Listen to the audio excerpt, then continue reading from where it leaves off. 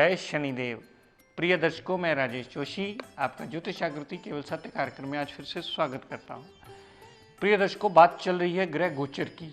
आप सभी जानते हैं वृष राशि में बृहस्पति देवता का भ्रमण 17 मई से शुरू हो चुका है।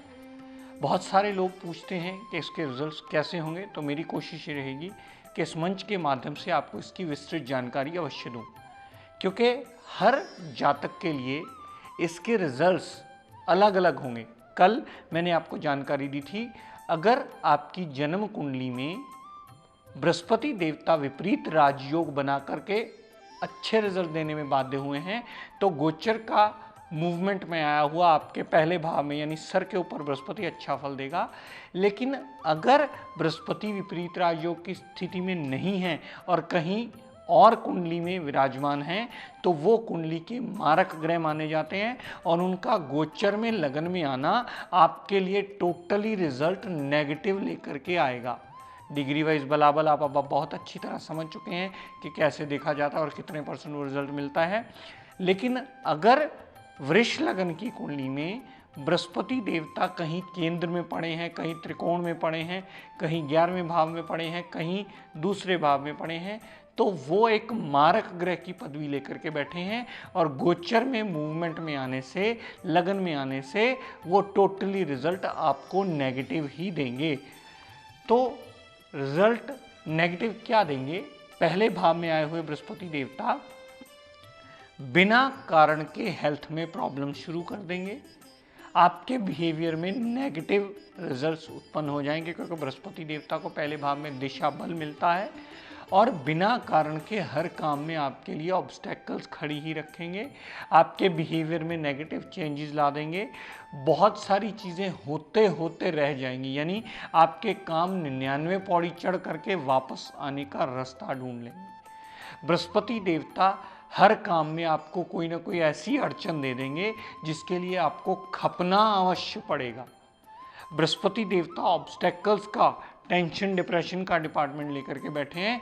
आपके माइंड पर कोई ना कोई छोटी मोटी टेंशन अनायास ही बनाई रखेंगे, जिसके लिए आपको दिक्कत परेशानियां आएंगी और हो सकता है आपको कोई मेडिसिन का सहारा भी लेना पड़े। बृहस्पति देवता लगन में आए हुए अगर जन्म कुंडली में अशुभ हुए तो टोटली रिजल्ट नेगेटिव रखेंगे। पंजाबी में कहते हैं किसी न किसी बहाने से आपकी मत मारी रखेंगे। तो लगन में पड़ा हुआ बृहस्पति कभी अच्छा फल नहीं देगा अगर आपकी जन्म कुंडली में भी वो खराब पड़ा है या बुरे फल देने में बाध्य हो गया है। यहाँ से बृहस्पति देव ने जितनी दृष्टि पंचम भाव पर डाली, तो पंचम भाव के संबंधी सारे नेगेटिव रिजल्ट मिलेंगे। लव रोमांस में नाकामयाबी होगी, पेट में प्रॉब्लम्स आएंगी, आपकी कंसंट्रेशन में बहुत बड़ी प्रॉब्लम आएगी, माइंड आपका स्टेबल नहीं होगा, बिहेवियर में नेगेटिव चेंजेस डेवलप हो जाएंगी, आपकी विल पावर आप लूज कर बैठेंगे, आपकी संतान को कष्ट होगा, आपकी संतान अगर उत्पन्न होने वाली है तो उसे भी कष्ट होने का योग बनता है, आपकी अनसर्टेन लॉस होने का भी कहीं ना कहीं योग बनता है। यानी पंचम भाव के रिगार्डिंग टोटली आपको रिजल्ट नेगेटिव ही मिलेंगे। आपकी संतान आपके कहने से बाहर भी जा सकती है, आपकी संतान में एजुकेशन में उसके भी रुकावट आ सकती है, यानी आप कहें कुछ और वो माने कुछ और, आपकी अननेसेसरी छोटी छोटी बात पे उससे कला कलेश मचा रहे या मनमुटाव होता रहे या आपकी आपसी अंडरस्टैंडिंग अपनी संतान से हिले, ऐसा योग भी बृहस्पति देवता लगन में बना सकते हैं अगर आपकी जन्म कुंडली में बुरे पड़े हुए। तो बृहस्पति देवता ने 7वीं दृष्टि सप्तम भाव पर डाली, तो पत्नी से अनायास ही मनमुटाव होने का योग बनता है। पत्नी से अच्छी भली चल रही बहुत सालों की अंडरस्टैंडिंग भी बिगड़ने का योग बनता है, जहां आपको खुद ये कहना पड़ता है, ये अब तो ये मेरी बात ही नहीं सुनते, अब तो ये मेरे कहने से बाहर है। पत्नी भी ये कह सकती है, पति भी ये कह सकता है। जिसकी भी वृष लगन की कुंडली हो वो अपने दूसरे पार्टनर के लिए ये फीलिंग्स ला सकता है। ये बृहस्पति देवता गोचर में आए हुए क्योंकि बुरा फल देने में बाध्य होंगे अगर जन्म कुंडली में बुरे पड़े हों। तो बृहस्पति देवता जितनी सप्तम भाव पर दृष्टि डालेंगे तो सप्तम भाव से पार्टनरशिप में भी दिक्कत परेशानियां देंगे, मेंटल पीस भी डिस्टर्ब रखेंगे, दाम्पत्य सुख में भी प्रॉब्लम देंगे और डेली वेजेस में भी नित्य नमी कोई ना कोई मुश्किल खड़ी करते ही मिलेंगे, जिसके लिए जातक को बहुत ज़्यादा खपना अवश्य पड़ सकता है जब तक बृहस्पति दूसरे भाव में है तब तक, क्योंकि बृहस्पति देवता मारक ग्रह बने हैं। कल हमने विपरीत राजयोग की कंडीशन पढ़ी थी जिसमें बृहस्पति बाध्य हुए थे, वो गोचर में आए हुए अच्छा फल देंगे।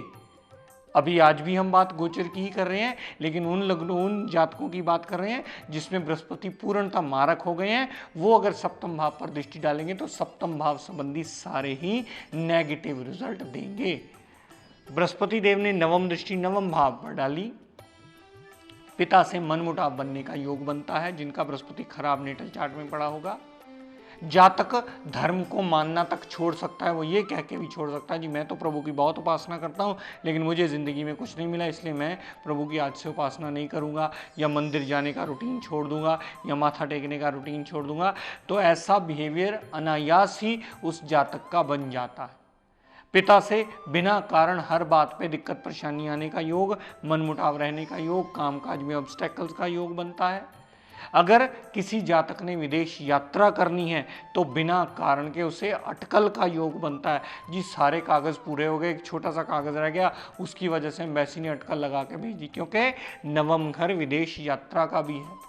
जिनकी विदेश यात्रा होने वाली होगी उसमें कोई ना कोई अटकल अवश्य बृहस्पति देव लगा सकते हैं, क्योंकि गोचर में वो सर के ऊपर आ गए और वो टोटल रिजल्ट नेगेटिव देंगे जहां बैठेंगे जहां देखेंगे, क्योंकि नेटल चार्ट में वो मारक ग्रह माने जाते हैं और नेटल चार्ट में मारक होने की वजह से गोचर में भी सदैव मार्कित्व का ही रिजल्ट देंगे।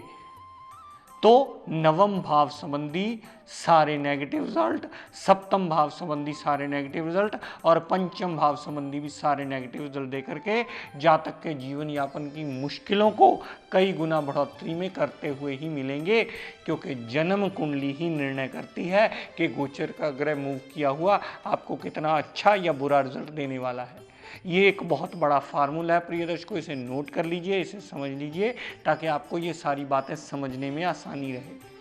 अगर जन्म कुंडली में ग्रह अच्छा पड़ा होगा या ग्रह बाध्य होगा अच्छा रिजल्ट देने के लिए, जैसे कल इस लगन कुंडली में मैंने विपरीत राजयोग की आपको थ्योरी समझाई थी, अगर जन्म कुंडली में वो पड़ा है तो नेटल में वो उस हिसाब से गोचर में चाहेगा, और नेटल में अच्छा है तो गोचर में अच्छे फल देने में बाध्य होगा। अगर नेटल में खराब पड़ा है तो कभी भी गोचर में जैसे मर्जी अच्छे भाव में जहां मर्जी वो चला जाए, लेकिन कभी भी अच्छा फल देने में सक्षम होगा ही नहीं। उन्हीं भावों का वो नुकसान करेगा और उन्हीं भावों का वो फायदा करेगा। अब ये निर्णय आपको करना है कि आपकी कुंडली में बृहस्पति कहाँ पड़ा है और वो कैसा फल देने के काबिल है, तब आप गोचर को सही एनालाइज करने के काबिल बन जाएंगे। जिसकी भी कुंडली में अच्छा पड़ा होगा, अच्छा रिजल्ट ग्रह देने के लिए बाध्य होगा, उसमें गोचर सदैव पॉजिटिविटी देता मिलेगा।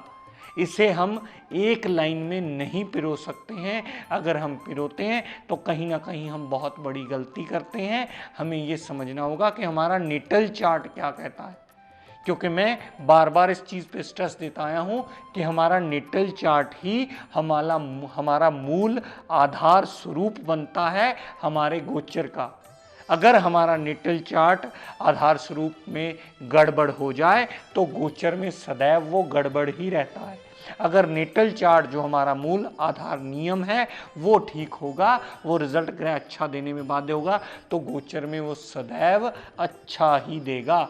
चाहे फिर वो कुंडली का मारक ग्रह हो, चाहे वो कुंडली का कारक ग्रह हो, लेकिन इसका निर्णय आपको किसी विद्वान की मदद से कर लीजिएगा। अगर स्वयं करना चाहें तो मेरी कोशिश रहेगी कि आपको स्वयं को भी पढ़ा दूं कि वो ग्रह कितना अच्छा या कितना बुरा हुआ।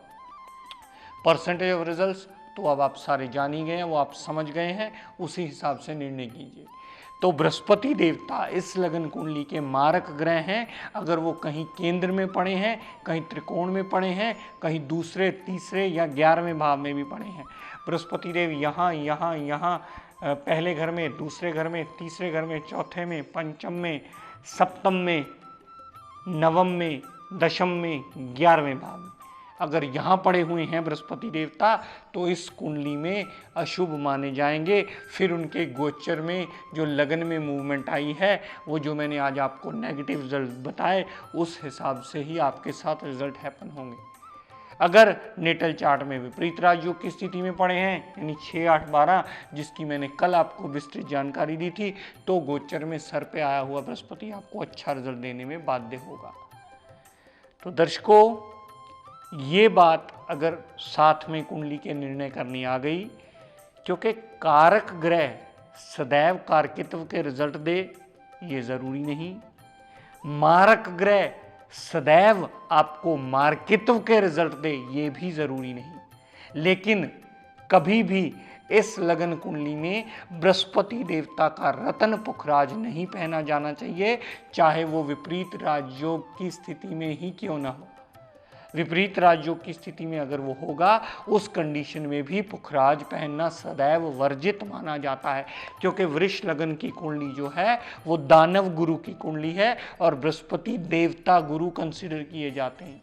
ये देवता गुरु इसीलिए कंसीडर किए जाते हैं क्योंकि सबसे इंपॉर्टेंट डिपार्टमेंट इन्हीं के पास आते हैं जो आम इंसान अपनी जिंदगी में चाहता है, चाहे वो परिवार चाहता हो, चाहे वो पैसा चाहता हो, चाहे वो पुत्र प्राप्ति का योग चाहता हो, चाहे वो संतान चाहता हो, चाहे वो भाग्य चाहता हो, चाहे वो कर्म चाहता हो, चाहे वो लाभ चाहता हो, चाहे वो मान यश चाहता हो, चाहे वो ज्ञान चाहता हो।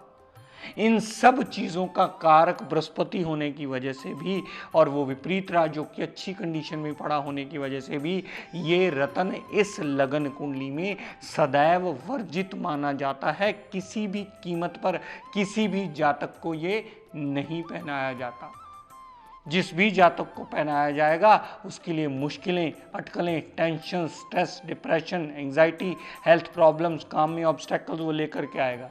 ये गलती मत कीजिएगा सोचने की कि बृहस्पति के पास लाभ का भी डिपार्टमेंट है, ये लाभ भी लेकर आएगा। ये लाभ बहुत कम लेकर आएगा, ऑब्स्टेकल उससे कई गुना ज़्यादा लेकर आएगा और आपका लाभ गुल हो जाएगा और वो सारा बीमारियों, टेंशन में ही लगना शुरू होगा। तो बृहस्पति देवता इस लगन कुंडली में बुरा फल देंगे। अगर जन्म कुंडली में बुरे पड़े हुए हैं तो वो कभी आपको अच्छा रिजल्ट देंगे ही नहीं, गोचर में सर के ऊपर आए आपकी अशुभता में कई गुना बढ़ोतरी कर देंगे। तो प्रिय दर्शकों, आज का टिप ऑफ द डे देता हूं, नोट कर लीजिए, क्योंकि मैं जानता हूं ये गोचर आपको बहुत अच्छी तरीके से अब समझ आना शुरू हो गया होगा, क्योंकि मैं एक नेगेटिव पहलू, एक पॉजिटिव पहलू आपको दोनों तरफ के बता देता हूं। अब ये आप खुद डिसाइड कर लीजिएगा कि आपकी जन्म कुंडली में ये कैसा पड़ा है और ऐसी मूवमेंट आने से आपको कैसे रिजल्ट देगा। ये निर्णय करने में आपको बहुत ज़्यादा ये गोचर पढ़ाया हुआ आसान कर देगा। तो प्रिय दर्शकों, आज का टिप ऑफ द डे देता हूँ, नोट कर लीजिए।